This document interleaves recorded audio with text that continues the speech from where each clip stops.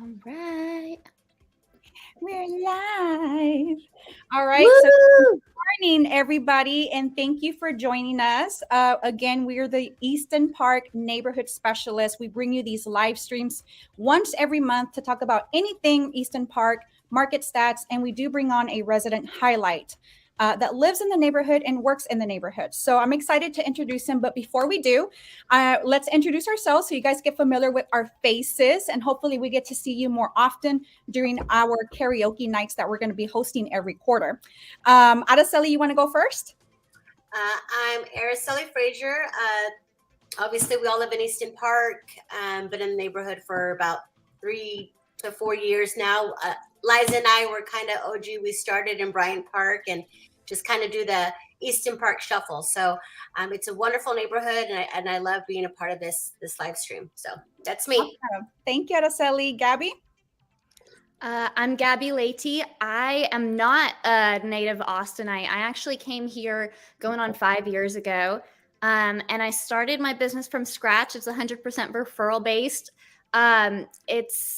It brings me so much joy to help people in the way that I can with what I know and just kind of serve as a bit of a guidance counselor through all of the big decisions that have to be made when it comes to selling a house or buying a house. I love what I do. I love my people. And I love having such awesome colleagues that we get to learn from each other and share ideas and, just thrive on a little bit of our diversity of thought. So I'm glad we're doing this. And Liza, why don't you take it away? Awesome. Thank you. And then I'm Liza Brazel. I've also been here in OG with Araceli in Bryant Park. And what's funny is that we live next, now we live two doors next from each other. So it's like we didn't know. We didn't know that we're both moving at the same area, but we live two doors down from each other and our sons play whenever there's free time. They did get to catch up on that when it froze over and pretty much Texas shut down. But other than that, I've been helping folks in the residential sector for about a decade now. I'm originally from Montopolis, so East Side 41. If anybody knows where that's at. And then I pretty much established my roots here in Easton Park. And we are definitely trying to increase our presence here and helping our community because we love what we do for a living and we love our community. So we're hoping this will help our neighbors in any way that they can potentially utilize this for. So, and going on to that next section, we do have our resident highlight that we're excited to introduce. Charlie, he has his own business here in the neighborhood and he's currently helping folks like yourself in the neighborhood. So Charlie, go ahead and introduce yourself. Tell us a little bit about yourself and then we'll start grilling you with questions about hopefully something that people are going to be asking anyways. All right. Well, hey, I'm Charlie Curl.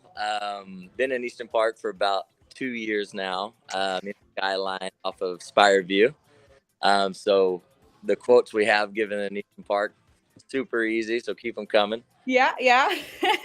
Anyway, What would you say those quotes range from, if you don't mind my interrupting to ask? Yeah, so typically around Easton Park, anywhere from 10 to 30,000, I would say. I mean, we're okay with like the $3,000 to $10,000 range as well. Right. But our website does say 10,000 minimum, so it's a little confusing. But if you're in Easton Park, reach out to us. It's an easy option for me to come over and give you a quick quote. So don't be scared about that 10,000 minimum. We can definitely work with you still. Nice. Yeah. Awesome. So what are some of your favorite projects that you've done for our neighbors? You do a lot of decking, a lot of dryscaping. Tell us about what's your specialty.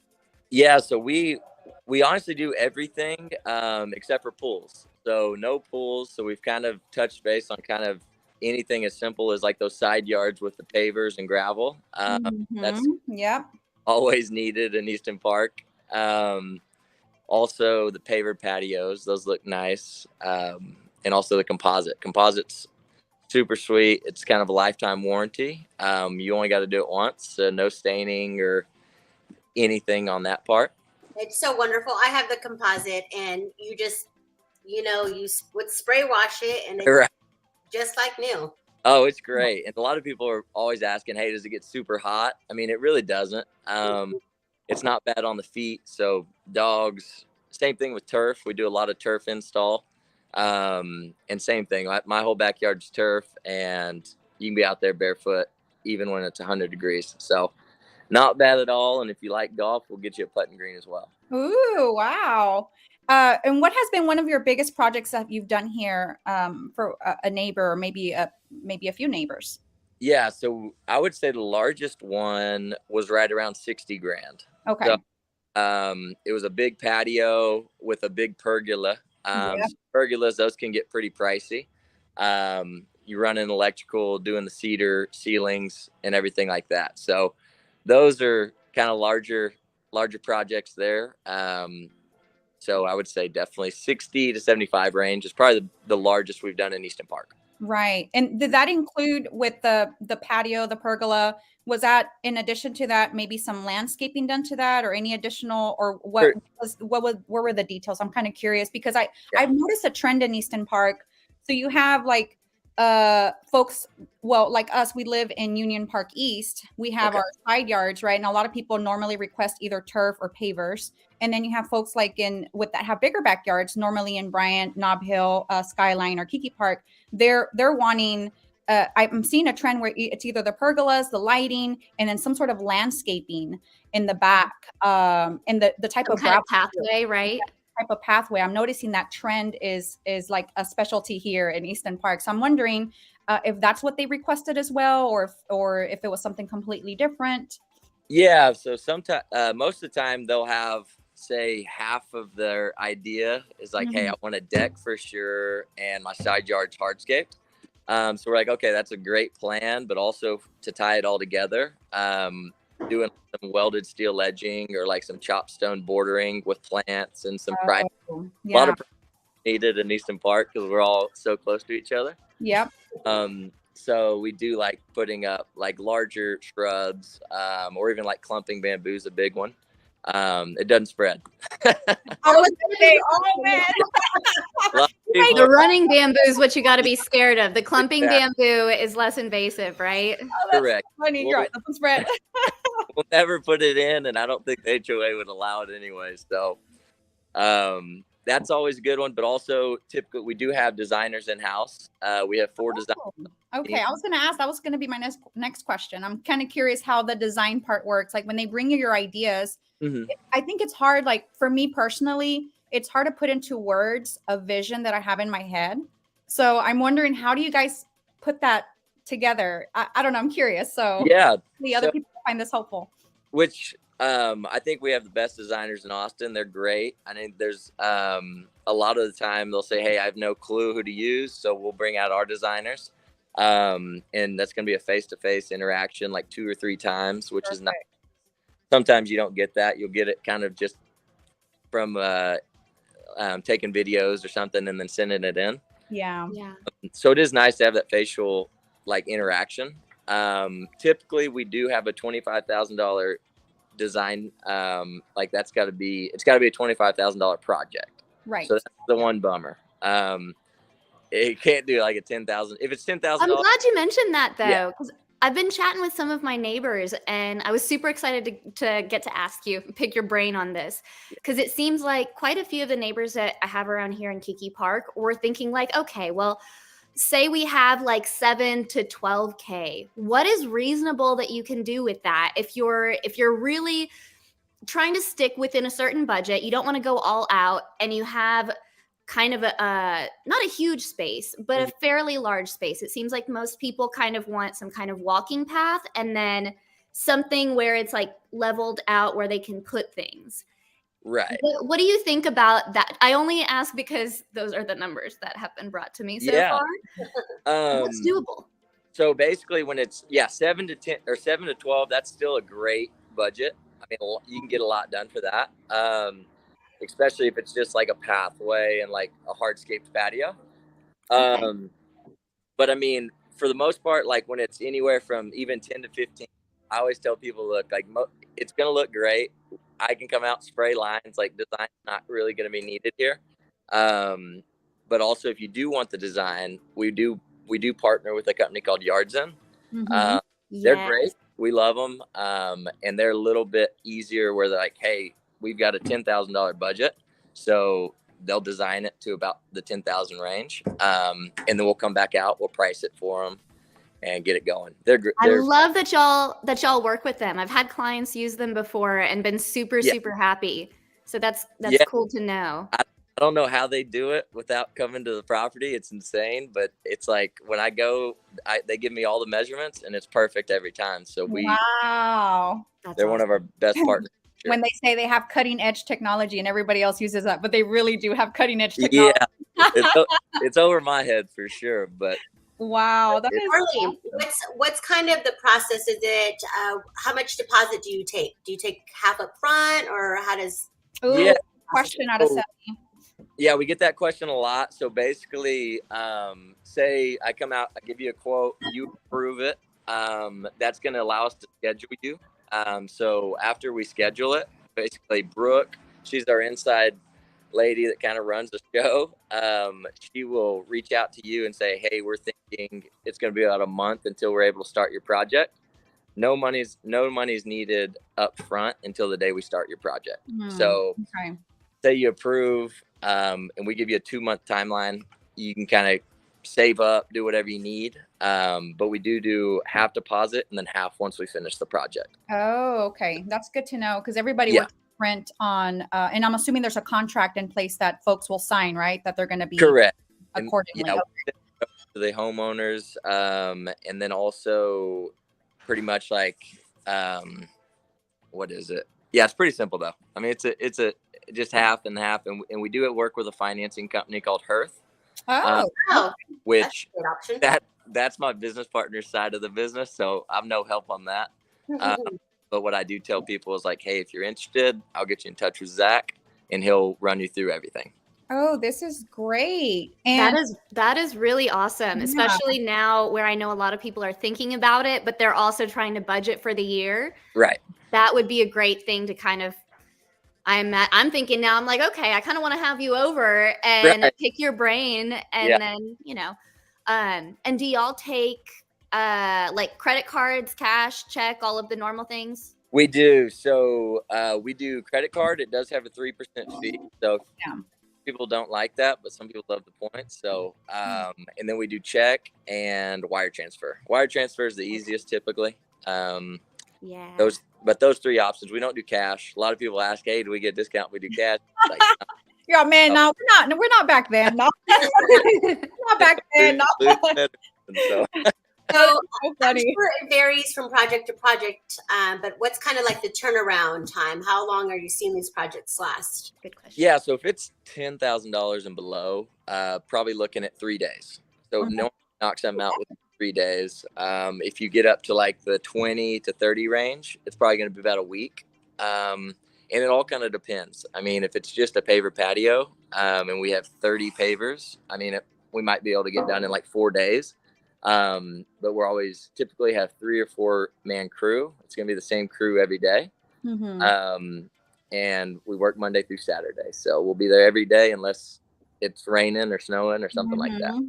And for materials, do you guys always like to coordinate that in-house, or do you have any clients who are like, okay, we're going to buy these specific paver stones or whatever? How does that work? 90% of the time we'd like to just bring everything, just because we don't really like to focus on somebody else's like timeline, like Home Depot. Hey, this tile will be there tomorrow, and then all of a sudden it's there 3 days, and it's kind of a bummer. But so typically we will. A lot of the time I do tell people like outdoor tile for patios. Y'all can purchase that, and we'll just give you a daily rate for labor, just because we want to make sure you. Oh, Charlie, you cut out. You want to come back in? If you can hear me? Yes. There you go. So, typically we'll bring everything. But if it's like an outdoor tile, you can get it and we'll just do the labor. Or a pergola. Sometimes you can buy those pergolas and we just install them for you. Right. And then, the other question I had, and my apologies, Gabby. Go ahead. Do y'all ever have to pull permits? Is that maybe sometimes why it would take longer on a particular bigger project, right? So yeah, permitting Mhm. typically you get done within about a week or two. Like pools are different; that might take a lot longer. Right. But for the most part, our stuff we can get it turned around within about a week. Mhm. All the homeowner's always going to be in charge of that permitting fee, but we will help guide you throughout the process. Got it. So we work with the city a lot and can make it go much smoother than if you tried to do everything on your own. Okay. Wonderful. Nice. I think we asked some pretty darn good questions. What do you think? You're like, no. No, I just I wanna thank you, Charlie. answered most of it. I have just a few more, and it sounds like Araceli. What did you say? Well, when we're wrapping up, I want him to tell us about where he's at right now because he chimed in. He's actually Are you at a work site right now? No, I'm actually it's my business partner's bachelor party. So Yeah. we're going golfing in Scottsdale, Arizona all Wow. week. So, I was gonna say, yeah. man, the weather looks so different. Thank you for making time to talk with us, and please tell him Oh, for sure. congratulations. I will. Absolutely. And I was going to even have him because he's my business partner. We kind of do everything together, but I was like, you go do your thing. You're a little worky first and then some funsies afterwards. So Right. Just a little, get that balance in. Well, let Exactly. me ask, can we play a quick game where I say something and then you tell me yes or no on whether y'all do it? okay. Yeah. Yeah? Are you Okay. talking to me or just Charlie? Charlie. Okay, got it. I'm like, oh, okay. I love it. You're like, yeah, let's do it. For sure. Okay. Steel planters, Yes. raised garden beds. Absolutely. Yeah. Irrigation. Yes. Yes. Okay. Landscape lighting, Yes. water features. Yes, but not ponds. We'll do Okay. like fountains, but not ponds. Yeah. Okay, cool.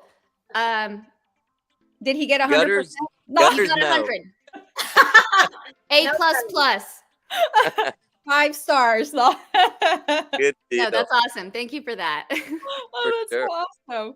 I was wondering, I was like prepared. I was like, I guess I'm gonna have to answer some questions here on the live stream. I don't know, but that's awesome. No, that's great. That's such an awesome resource for us. And Araceli, thank you for getting this set up.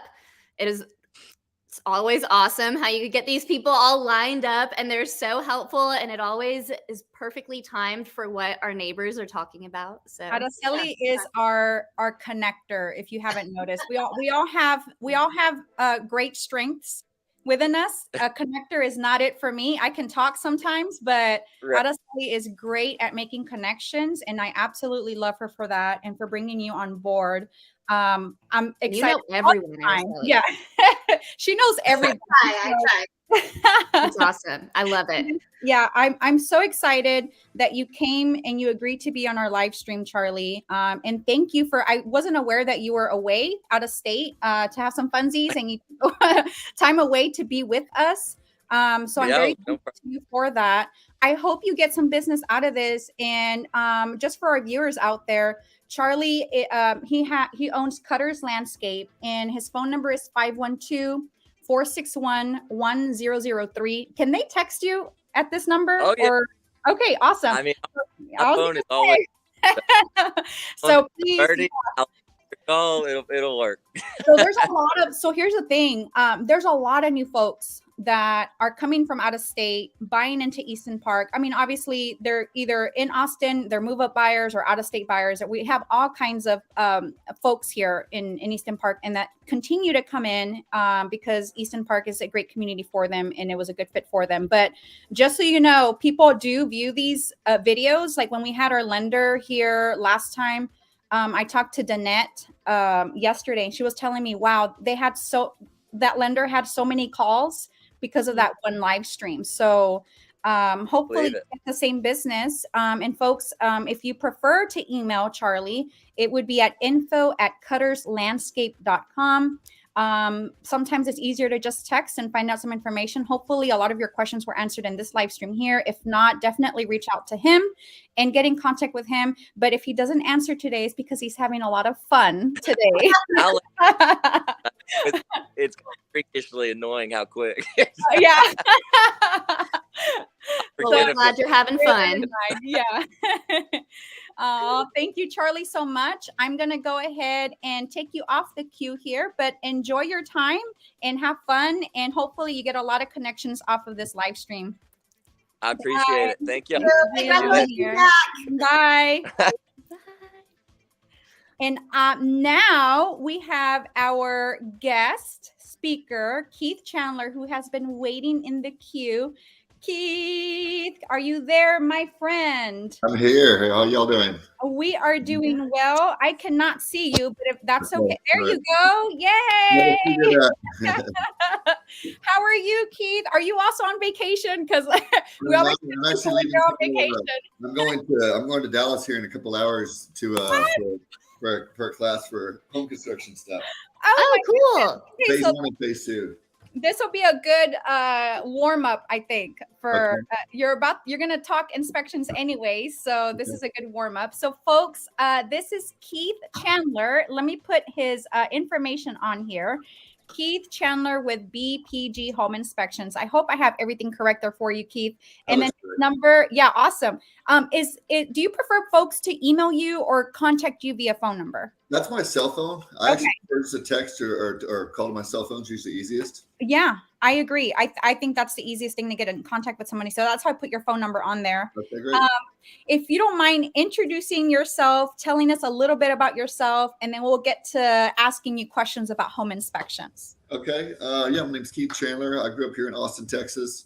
I bartender for years. I was a firefighter for years up in Round Rock, which really got me interested in home construction stuff. I did decorative concrete for 19 years. I've been in home inspecting for about 3 years now. So I'm with a company called BPG Inspections. We're nationwide. We've got about 12 guys on our team here in Austin, and we cover all the Austin area and surrounding areas. I mean, I was up in Leander yesterday. I've got an inspection in New Braunfels on Tuesday. That's about as stuff as I get. We have another team in San Antonio, but yeah, we do all home inspections, commercial, all the ancillary services, well, septic tanks, pools and spas and sprinkler system and all that stuff. Awesome. And Keith, how much normally, what is your price range? I know that has changed quite a bit recently. So just for folks to know, I know it depends on the size of the home, if it's a smaller home versus a big home, but on average, like what range are you normally at for pricing out inspections? Okay, yeah, our inspections start at $299, and then they go up according to the age of the home and the square footage. Okay. But to give you I would say an average inspection fee is around $400. Right. Okay. It's like I said, depending on square footage and just the age of the home. If it's an older home, something that's say 44 years old, there might be a little more to look at. Things that aren't up to code, which we're not checking code necessarily, but you're finding outlets that aren't GFCI protected, things like this. It might take a little longer than a home that was built in 2019. Exactly. So, I'd say average home inspection fee comes in around $400. Okay, perfect. And I think that's reasonable and worth spent to find out. I mean, I always tell people I'm not a professional at all. I mean, when I look at things, it's out of my scope. That is not my scope. And I should not be discussing that because I really do not know. So it's good to have a professional like yourself that people can contact so they can get your professional opinion, right, on a certain deficiencies in the home. So yeah, and I always that's whenever especially like I inspected a home last week. It was a guy who was his first home. I said, "Have you ever owned a home before?" He said, "No, I haven't." So I said, "Feel free to reach out if you have any questions, tomorrow, next, whatever." He called me about 2 weeks later, and he just had some questions about things, and I was happy to help him out, and told him, if you got something 2 years from now, you might want to give me a quick call before you call an electrician and spend $200 for a service fee out there when it was just a breaker that could have been tripped in your something. Yeah. That's awesome. Yeah. That is awesome.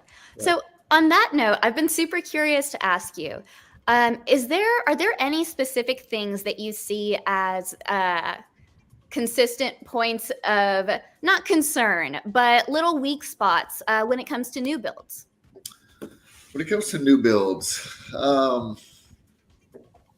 houses are being built really well around here. I would say just in general, being here in Texas, it gets so hot, 9 months of the year. Those attics can get up to 130 degrees. So the R value for insulation in attics is supposed to be a minimum of R38. Mm-hmm. On that R value, just real quick lesson. So if this is like R4, you multiply that times 3. So you'd have an R value of 12, right? So 10 inches, you have an R value of like 30. So I would say I see maybe kind of insufficient amounts of insulation, just because it's just so hot, and it can really help out with the efficiency of your home, and your bills and whatnot. But otherwise, the new builds are, something you see. Some things are just kind of minor. I think just they've got so much going on, and those superintendents are managing so many houses. Things just kind of fall through the loop. But it's they're being real well built.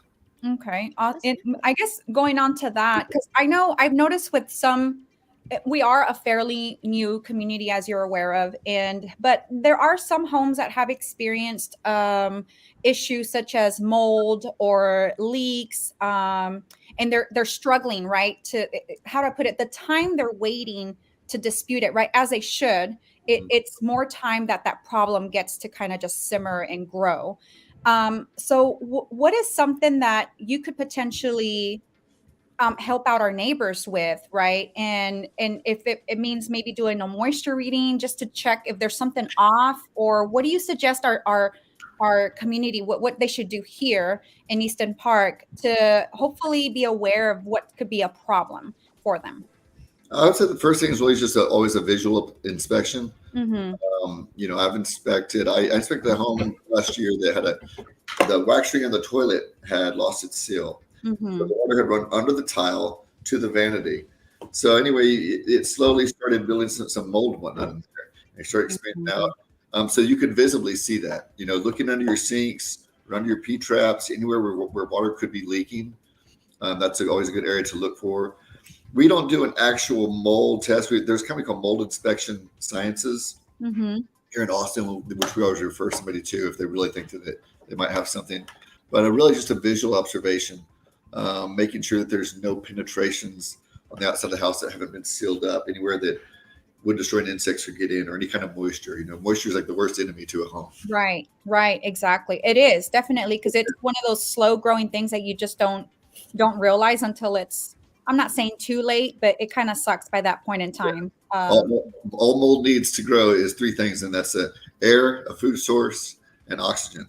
So obviously the food source being like with the wood and things in your home, that's the food source. Obviously, if there's air all around, so you add water to that, and then yes, you can have mold very quickly. Yeah, for sure. And what I'll probably do, because I just like anybody else, and it kind of sucks when you have problems with your home, but I did have one major problem with my home that I planned when they fixed it. Now, the good thing is that Brookfield they did say that they were going to fix it. So I'm happy about that, but still just to kind of clear my mind and be at peace, because again, I'm not a professional in these things. I would like to call you out there to just check, like maybe after a few months, you check to make sure that everything is still functioning and that I don't have any new problems, because it caused a massive leak under my garage, and it was water that was seeping in that you weren't able to tell with normal rain, but when it's hard rain that's coming through, it would seep in through my patio upstairs, into the sliding doors and go into the garage and create this massive leak below my garage.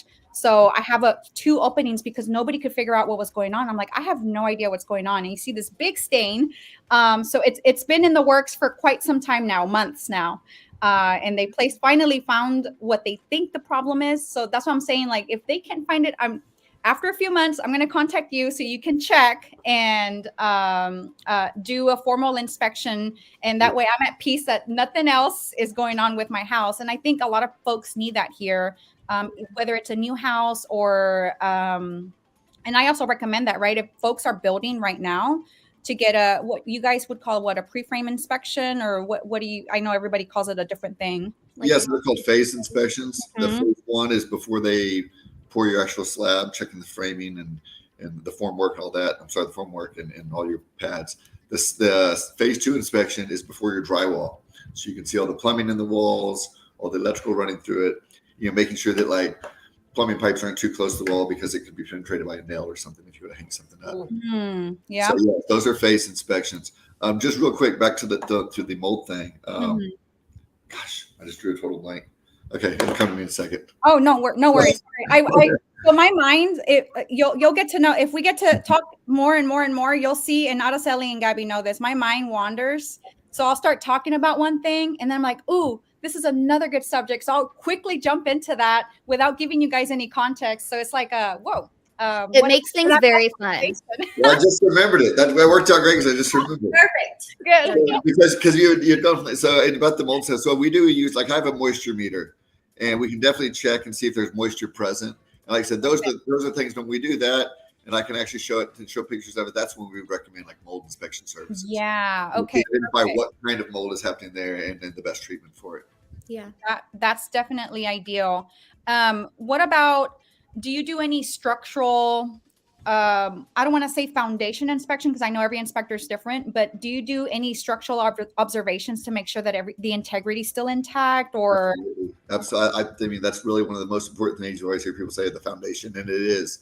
Around here, especially in Texas, we have a lot of expansive clay. So that being said, it's, we go months and months without it raining, and when it dries, it can shrink up to 10 times the size. Same thing when it does rain, it can expand and swell. So all that's underneath your foundation, and when it swells, it can heave up and push up. But usually, what's happening is it's drying out, and your house is settling.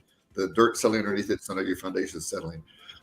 Here in Texas, you'll see a lot around the houses. They call it dry edging, and it'll literally be gapped out a little bit from your house. Yeah. And you'll see some people out there watering maybe the dirt or so around their house. That's exactly why they're doing that, to prevent that from shrinking up so much, so you don't have so much settlement. So the foundation is really important to check. There are some little things in the parging layer, which is just to help shed water off your actual foundation. There, you might get some little parging cracks in there, and some people think those are structural, which they're not. Corner cracks are common on a slab. But yes, we always check the foundation. It's super important. Yeah, for sure. I would say here in Texas, a lot of the new builds, they're using post tension cables. Really nice, and they literally pour the slab, and then per engineer specs, they'll come about once a week afterwards, and they tighten down those bolts and put that tension on those cables, and those slabs turn out really well. Nice. Okay. And Araceli, I think you had a question, right? Real quick questions. We're gonna bounce around. Let's do it, girl. I love bouncing around. Bouncing back to the phase inspection. So we're coming out 2 times before it's actually done, right? Yes, if they want to, yes. Yes. So are those? I don't know. I feel like I'm yelling right now, but That's probably because I'm yelling. is it 250 or 300 each phase, or is there like a bundle? If you get this new construction bundle, you get all 3, or is there any type of? Tell me about that. I'll have to double check the prices. I believe our phase 1, phase 2 inspections are $255. I think it's even regardless of the square footage. I believe the phase 3 final inspection, before you take the home over from when the builder's complete, I believe those are $295. Okay. So yep. So I've got like a phase 2 scheduled for next week in San Marcos, and yes, it's $255. I think the home is about 2,300 square feet. Okay, awesome. Yep. And then now back to what we were just talking about, foundation, and with some of my investors and just everyone we talk to, we're looking at 3 big things, and I just want you to confirm or deny this. We're looking most important big ticket items: foundation, roof, and HVAC. Besides those 3 that could be very pricey, is there anything else that is red flag? Well, I'll say, when I do a home inspection, I like what you said about, I'm looking for big dollar ticket items or safety items. With the family kid, some kind of old aluminum wiring that could, arc and cause fires or something like that. So the other stuff is listed as deficiencies. I kind of look at it like a honey-do list, or good little things you can do on the weekend or so. Right. Other than that, I'm sorry, where were we going? You had said something else. About the things we take. Yes, foundation. So it's kind of like 5 areas. I'd say they're the most things we focus on. That would be either your foundation and grading around the house, the roof covering itself, and the attic structure and framing, and then your electrical, your plumbing, and your HVAC. Yeah. Plumbing is another one that I always tell my people to get a scope. Not everybody does, but So I always recommend a sewer scope on something that's say 25 years or older. mhm. You just don't know what's being used as that sewer lateral. I'm glad you brought that up. I did home last summer. House was built in 1941. I did the inspection, was telling him about the sewer scope, and he said, "Well, could we come back out tomorrow and get it done?" So they did. Long story short, paid $245, and there was a 40-foot section that needed replaced. It was a $9,000 repair, which the sellers agreed to pay for. So he was really happy. It was worth the $245 because we can't see that underneath there. Exactly. So Right. yes, that's for something of that age, it's very important to get done. Absolutely. Yeah. And that's what I always tell people. It's like you're paying for that peace of mind for someone to do, an investigation on something that we don't know, right? Yeah. And it's like worst case scenario, everything's perfectly fine, you get peace of mind. Yes, Other worst case And scenario, money there's well stuff worth that's bad and you can negotiate it, right? Exactly. agreed. Yeah. Well, yeah, that's a big one. Do you Yes. ever check into like the irrigation systems, sprinklers and whatnot, as for effectiveness, or is that something that you tend to refer out if somebody says like, hey, I'm noticing some pooling or whatnot? So yeah, just on a sprinkler system check, it's like $49. We come up there, we check every zone, make sure that the heads are coming up, make sure they're not spraying onto the sidewalks or anywhere they shouldn't be, and or like you said, if it's pooling in one area or something like that, that way we can make note of it. But we don't obviously do any kind of repairs, but yeah, we check it pretty thoroughly. We check the Okay. rain sensors, all that stuff on there. Do you do it like little mild tweaks, like, okay, if it's kind of facing here and should be facing here, or do you just kind of note that for the owner to fix? We note it. We usually don't touch things because if by any chance something does break, then all of a sudden I'm liable. The liabilities, right? Yeah. Yes. Exactly. So we try not to. No, but that's a great price. $49 for the Sure. whole For the system. sprinkler system, yeah. For the sprinklers, yeah. That's definitely important because I've noticed with a lot of neighbors, I mean, it's either an irrigation system or it could be their zone, something's leaking or something, I'm not sure, something happened.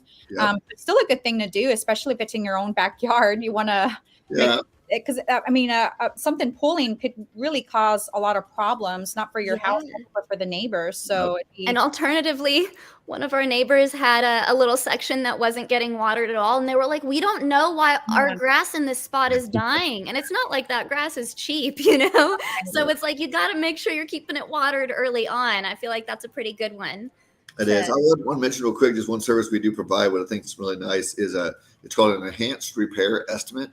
Oh, That was my question. Yes. Yeah. So, say you go, because, inevitably it happens, people get the report, their inspection report, and they're reading it and they're like, okay, it looks like we need a plumber out here. We need an electrician and blah, blah, blah.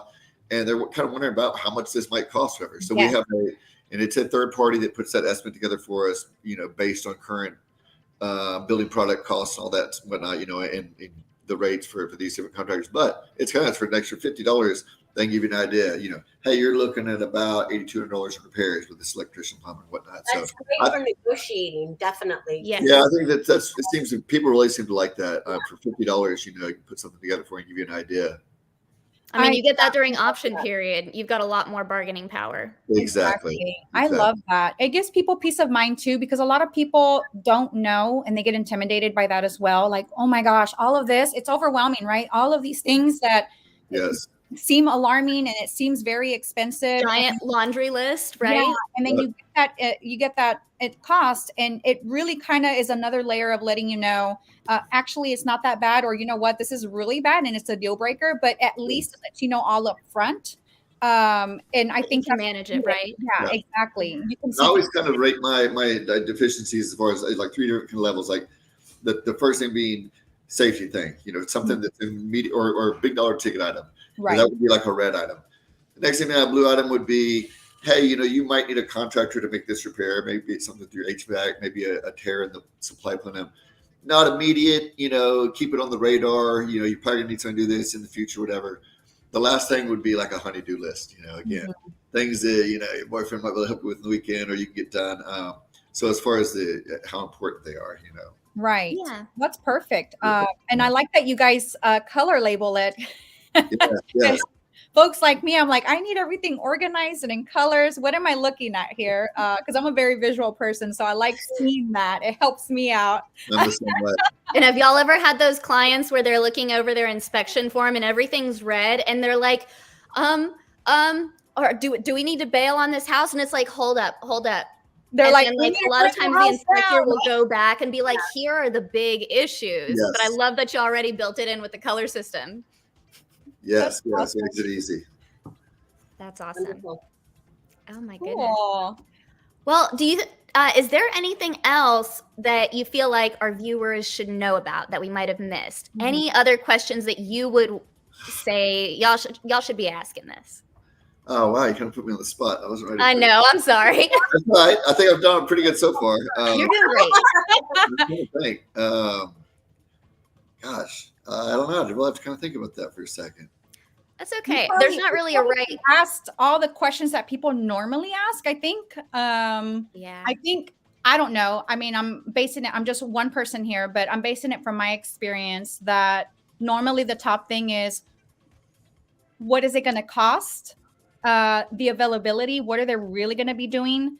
And do I need to add anything else? Like a lot of people normally when I tell them like termite inspection isn't normally included, you have to ask for it, or like a moisture reading sometimes. Like a lot of people don't know certain things are already included in an inspection report. And how do I pay, right? And when is he going to come out? And how will I know what to look out for? And they're so basic questions, but a lot of people don't know this because they get overwhelmed just with the idea, I need to get an inspector out here, and everything else goes out the door. So I think we kind of ask the questions that people normally ask, but I feel like we covered all the big stuff. I just wanted to make sure there's not something else that you're like, oh, also y'all should probably know this. right. You would know that if I'll anybody. think of 5 different things. Absolutely. That's what's going to happen. On your way to Dallas, you're going to be like, oh, shoot. That's Just exactly Okay. right. Well, I'll be better prepared for next time then. Well, and if you do think of You are it, perfect feel today. free to send us a little message and we can put it in a little comment. But at the same time, it's like Liza said, I think we got all of the big questions that we usually come across. You've done a great job mentioning the different aspects of the Yes. phased inspections and whatnot. Thank you. And I'll just run through real quick for maybe some of those that don't know that. Yes, for the home inspection thing with our company, real simple. We have an office actually based out of Georgia. They're open 6 days a week, Monday through Saturday. You can do the order there, or you can do it online. If you were to call on an inspection, some people don't know, but again, we provide all those ancillary services. So they could get the enhanced estimate repair. That's good to know.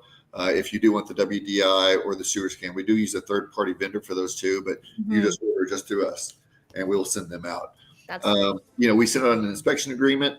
Of course, they look, just to their email. They could look it over, sign that, return it, and then of course the payment options are also emailed to them. They can credit, debit, so it's super easy to do, easy process.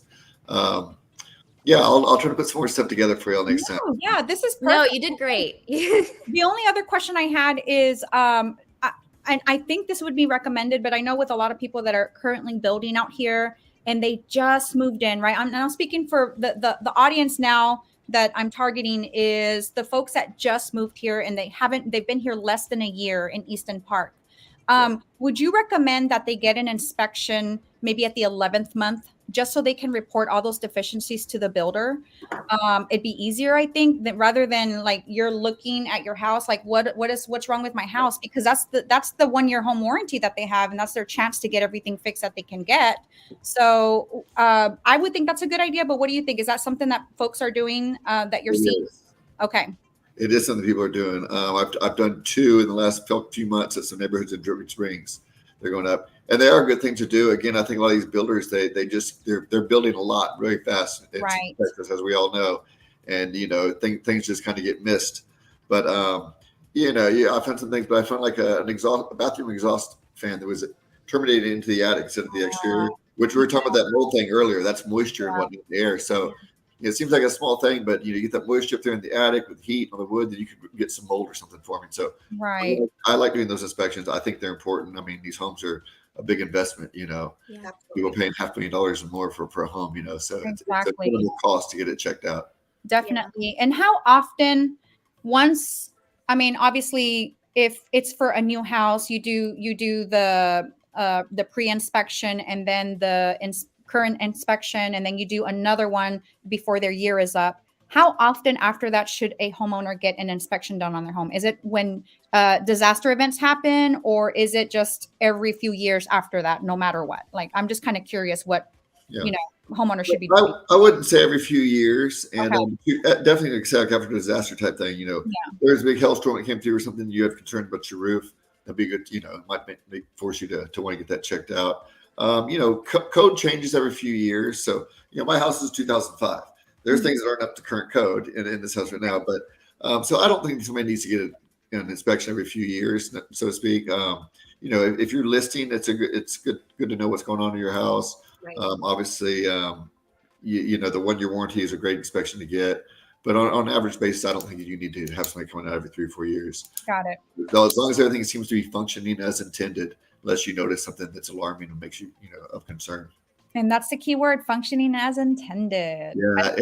About looking at some new buyers and stuff in there. You know, there are a lot of people coming to Texas stuff, and just there's little things. I want to put together a little list of some several video for some people that like I said, the foundation stuff. People don't know, but coming here, I've bought 3 houses here in Texas. Nobody ever told me anything about home maintenance or what to do. You know, I'm like, I don't they inform people? But yeah, like the foundation. When we've gone months and months and months without rain, you know, keep an eye on the foundation of your house.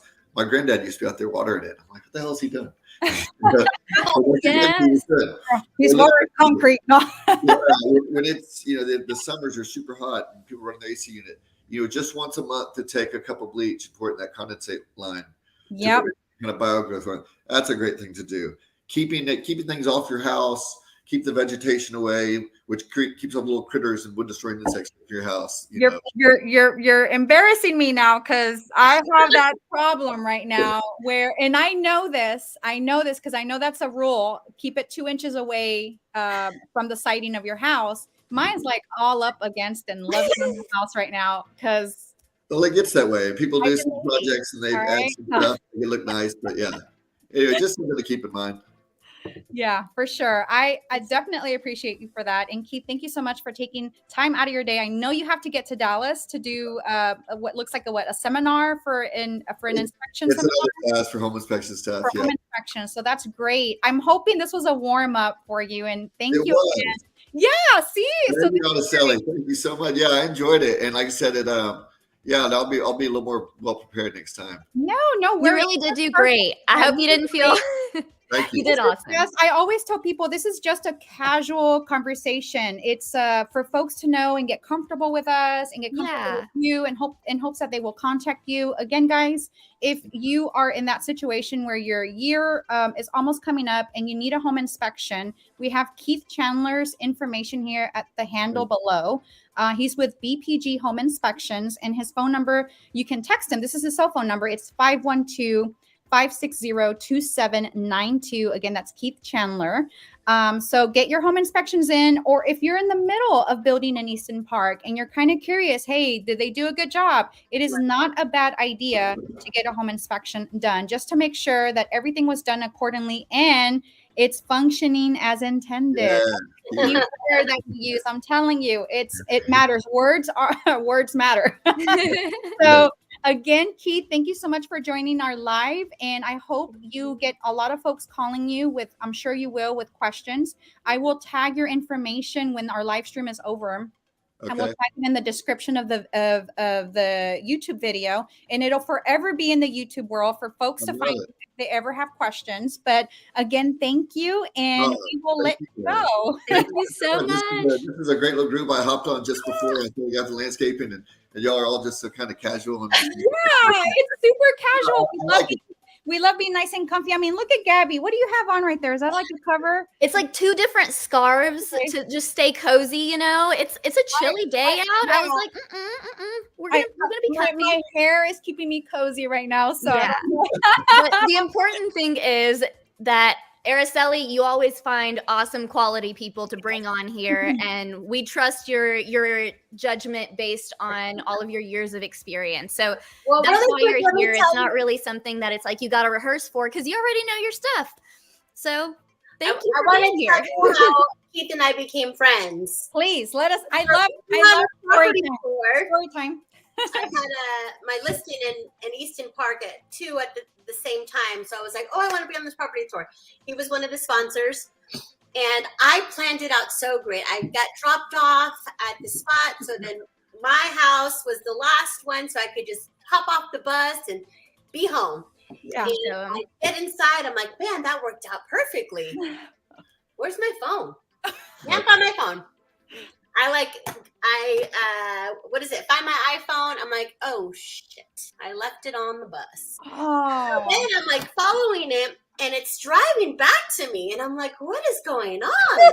My phone's coming back, and Keith was so kind to bring me my phone, and ever since then.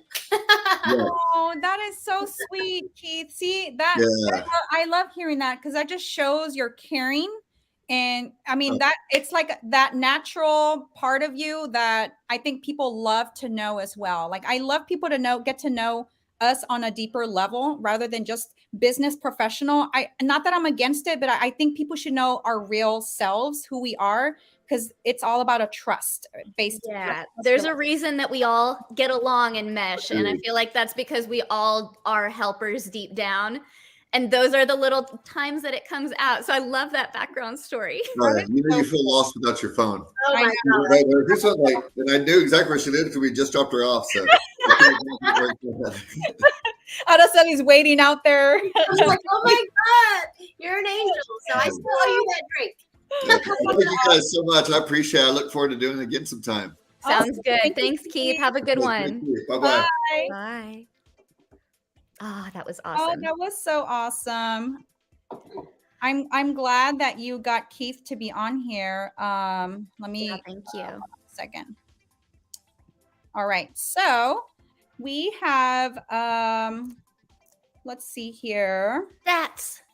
We have a stay tuned. I forgot to put this banner earlier, so I'm putting it right now. Give me a few minutes. Stay tuned for our Easton Park stats. All right, now that I got that, I'm going to go ahead and present the market stats if you guys are ready to jump into that.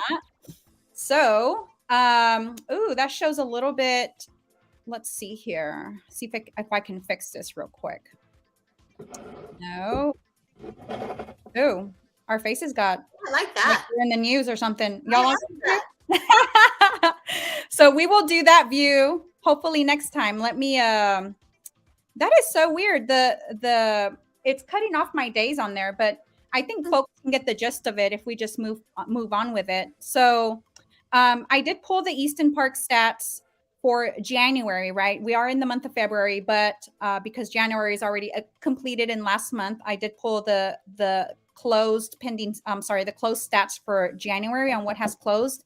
And then obviously whatever has been active and currently pending, I did add those stats on here.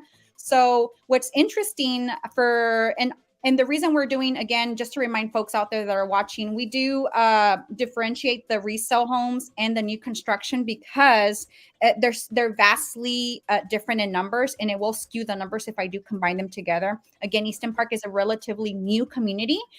Even though we have many homes that have been built, we're still continuing to build, and we still have lots of construction happening probably for years to come here in Easton Park.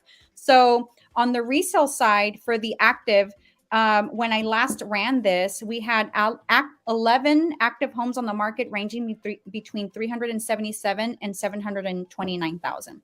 On average, those homes have been active on the market for 43 days. Now, what's surprising, and I checked this again this morning before we went live, I want to say maybe 30 minutes before we went live, there are no pending homes right now. Resale homes, no pending resale homes. So there's no data there to report. On the closed, we had one home that closed, and I think you guys may know which home this is. It was that open door home in Nob Hill. It closed in January. It's only that one home for January that I have to count, and it closed for $450,000. And that one was on the market for 172 days. Now we can probably take a guess why this was the case. They did price it really high to begin with. Market took a swift turn. As you guys know, last year, and it did hurt this property because it remained on the market for a while. Now, moving on to the new construction part, We have 64 active homes on the market that are currently averaging 148 days on the market. They're between 370 and 899,000. We do have 61 homes that have averaged 66 days on the market, between 334,000 to 1.1 million. And then we only had 2 new construction homes that closed last month, between 638,000 and 699,000. And those averaged 69 days on the market. So we have seen the prices that have ranged drastically on this end. I don't know if you guys have any thoughts on this before I move on to the next slide. If you guys have any opinions, thoughts. To point out that what we're reporting is stuff that's from the MLS. So I know it sounds like only 2 closed homes with new construction sounds low, and it's because that's what's active and showing up on our MLS. There could have been homes that were sold from the builders and not even made it to the MLS, so we don't have that. Doesn't reflect in these numbers. So but still we are seeing a lot of new construction on the MLS, which shows that we have a lot of inventory. You know what? And I'm glad you brought that up, Araceli, because if you guys recall, early last year in the first 2 quarters, not a lot of these homes were on MLS. They didn't have to put it on MLS. Exactly. They were selling off market, and specifically Taylor Morrison, they were doing bidding wars, right? They were sending email to the prospects that had showed interest in Easton Park in particular home, sending emails out to them. Hey, bid on this property and highest and best offer, deadline for this date. They didn't have to go on MLS. There was no need. They already had enough interest generated from folks that were already interested in that particular plan and section of Easton Park. So now, because of the market changing, there was a need now to put it publicly on the MLS, and which is how we're able to get this data here, to source it, right? So we can provide you this information. Now, granted, there may be some properties with certain builders, maybe Pacesetter or Perry Homes, they may have some inventory homes that were off market and sold off market. I won't have access to that information because it's not on MLS. But at least this gives you a general idea of what we're seeing overall. It's still a pretty good indicator with what's going on in the market. Absolutely. I did just want to throw out there, I don't know if this is me, but under the closed for January, that might have been a typo, but there were actually 2 resales. No. Okay. So that I know, I saw that too. So here's what happened with that. Here's a weird part. There were 1 or 2 properties that it says 2021. They were actually still brand new and under contract when they had some issues and delays that didn't close out until recently. So it's technically new construction.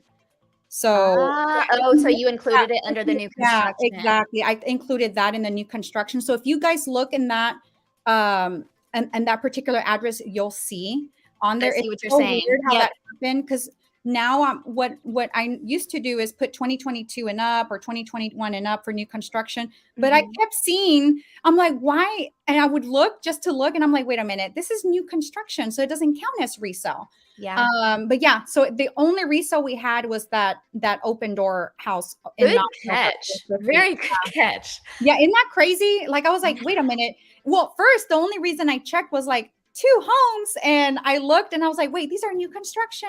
I was like, I need to include them in the new construction side. So yeah, it's crazy. It's been a rather slow month on paper. Now, here's what I want people to know. It's a slow month on paper, but I'm telling you now, and I'm sure you guys are experiencing this, there's been an uptick on a lot of interest. Buyers that are now looking, they want to buy, they're getting pre-qualified. There's a lot of activity out there, and that's what a lot of people don't see. They don't see the activity because you can't really mark that on paper. All we can go off of is what's active, pending, and closed. You guys don't hear about the buyers that are now talking. They're not going to see the activity until 30 days later, essentially, right?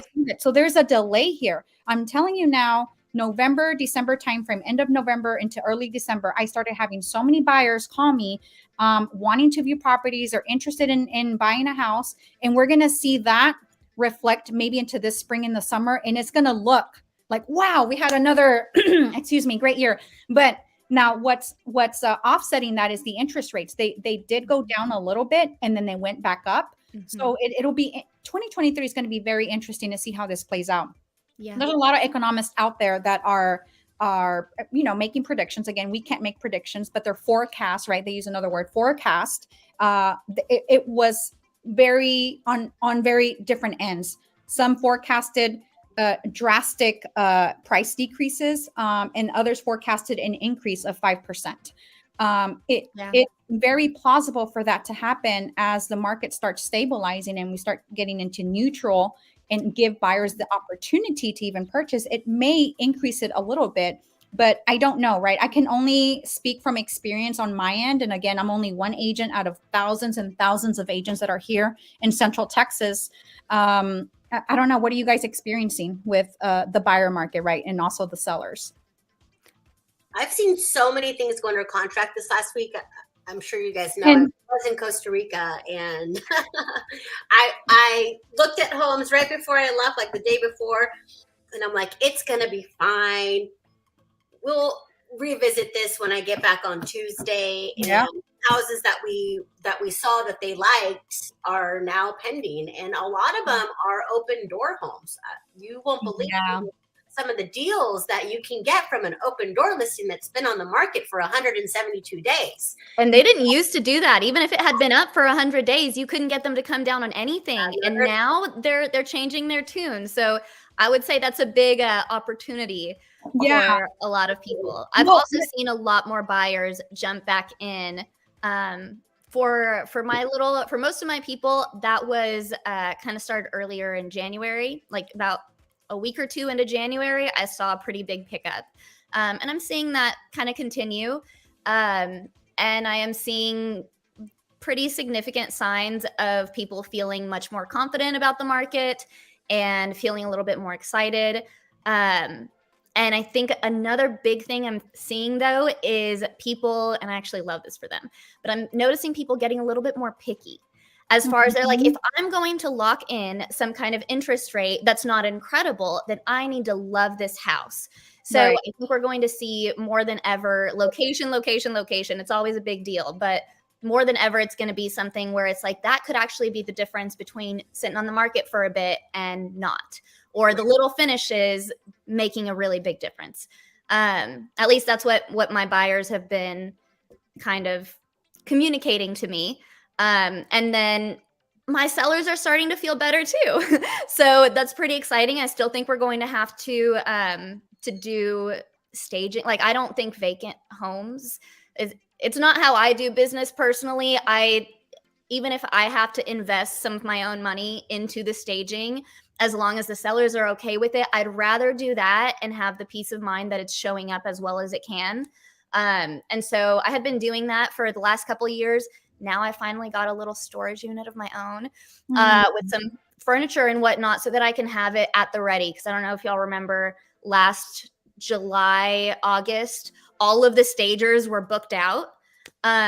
So I'm prepared for that to not be an issue anymore, because I noticed that it was like everybody was free and then all of a sudden nobody was free. Right. So I'm kind of expecting some kind of shift like that this year, where at some point we're going to see kind of a, oh shoot, everybody's back in it. But we can't tell really when that'll be. Exactly. I mean, I think it's important. And like you mentioned, Gabby, on the buyers being picky. Now, I think the pain, right, that I'm seeing from buyers is that they're having to spend a lot more money and paying more to get a house. Yeah. So they want to make sure it's going to be either a forever home or a home that they're going to be willing to stay in and buy and be comfortable and not have that resentment, not have that buyer's remorse. Right.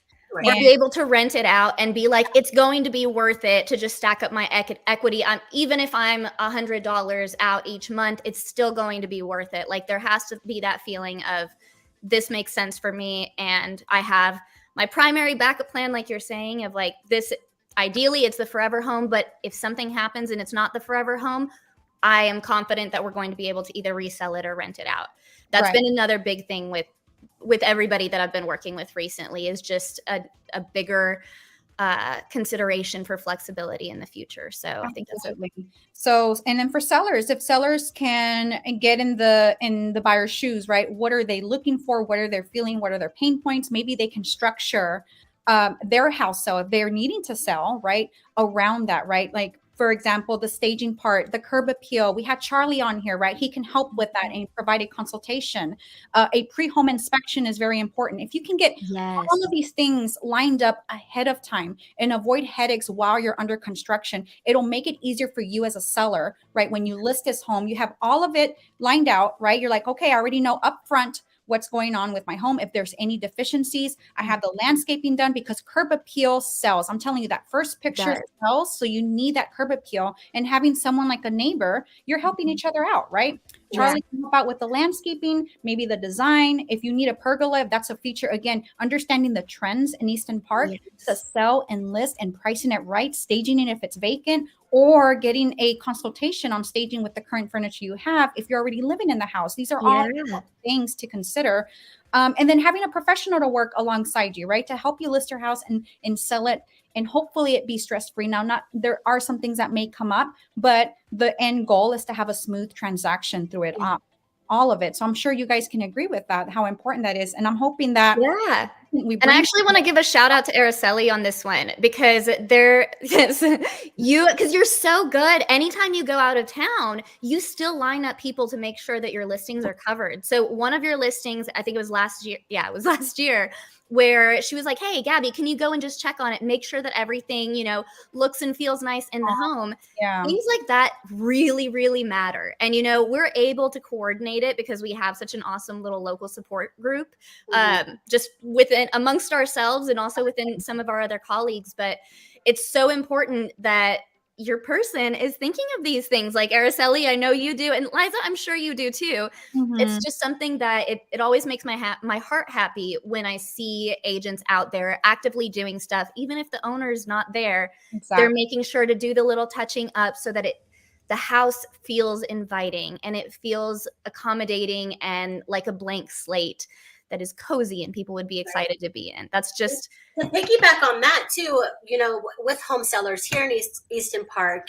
How great is it to know that your realtor lives in Easton Park? So if anything were to happen, guess what? We can be there in 5 minutes. Yeah, exactly. Whatever the minute, So that's it takes a village, and that's one of the reasons I love Easton Park is we have someone to do everything in our neighborhood. Absolutely. And we're finding them, and we're bringing you guys this, all of the information that hopefully will be valuable to you at some point or useful at some point. Can I throw something out there? Yeah, go ahead. I don't mean to interrupt. I just don't want to forget this part.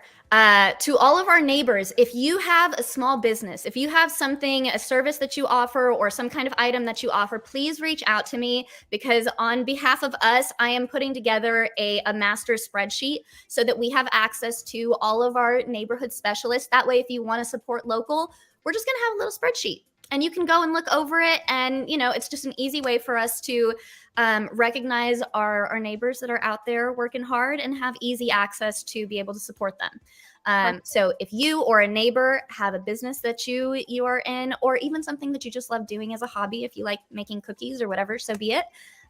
Just let me know so I can add you to the list and just make sure that we keep everybody in the loop of all of the cool things that people are doing here. Perfect. That's all I wanted to throw out there. I'm going to go ahead and go back to this. And I don't want to dismiss the leases, because I think that's important for folks that are needing to lease out their property, or for folks that are wanting to rent in Easton Park. They're not sure yet if they want to quite buy here in Easton Park, but they want to rent here, or they're needing somewhere to stay. Everybody has a different reason for needing to do certain things. So I did want to include the leases on here.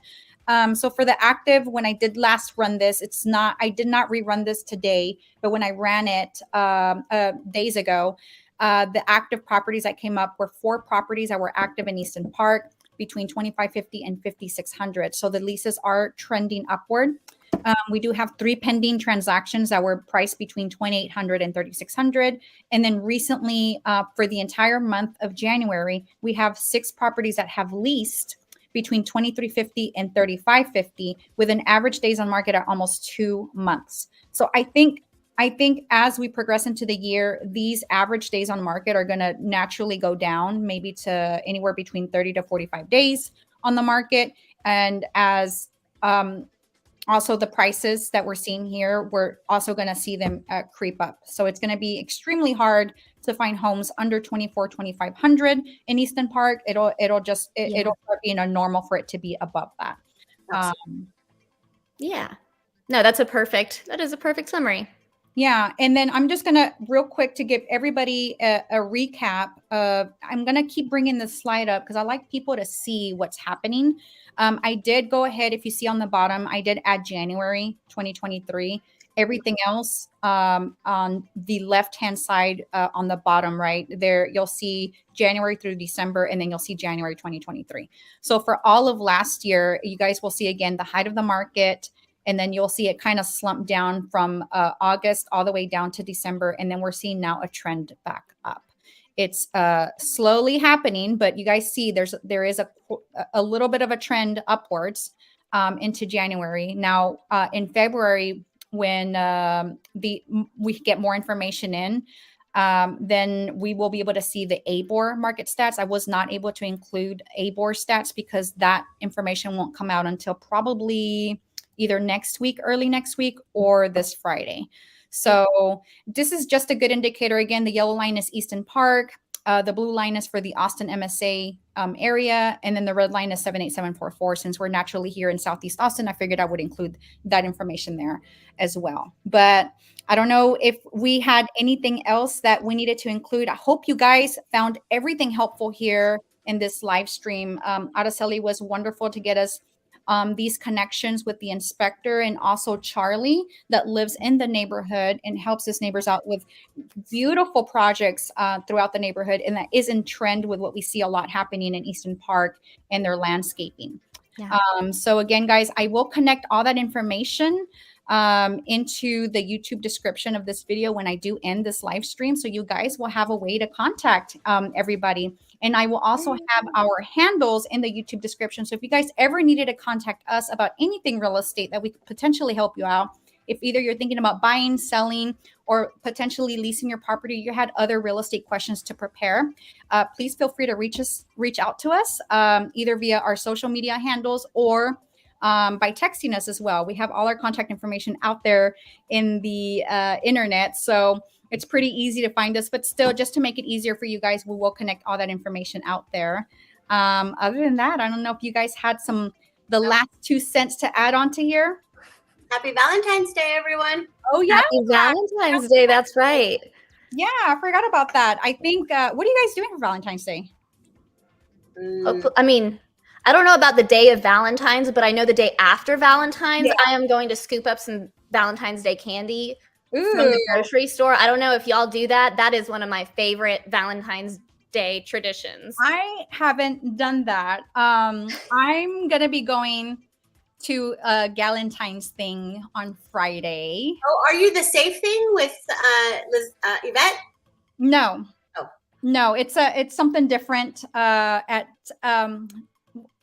I think it's at Gabriella's in Central Austin. I'm not sure. Oh, cool. So I'll be going there. And then we were going to have, because you know how Brian works till like 6 or whatever. So we may just do something tiny because his work schedule is a bit hectic. So he can't stay out too late. And then over the weekend, we're probably going to go over to Yoakum to view some potential investment properties. Because we want to get our, start investing. And I think that's important. And hopefully we can do a live stream on that for people that have equity in their homes that they can tap into. But other than that, that's gonna be my weekend. I will probably end up having some kind of unofficial Galentine's Day thing. So if y'all feel like it, I will let y'all know. But regardless, happy Valentine's Day to y'all. Happy Valentine's Day to our neighbors at Easton Park. Thank you to everybody who joined us. And yeah. Nara. Thank you guys. Bye. Bye. I'm going to end the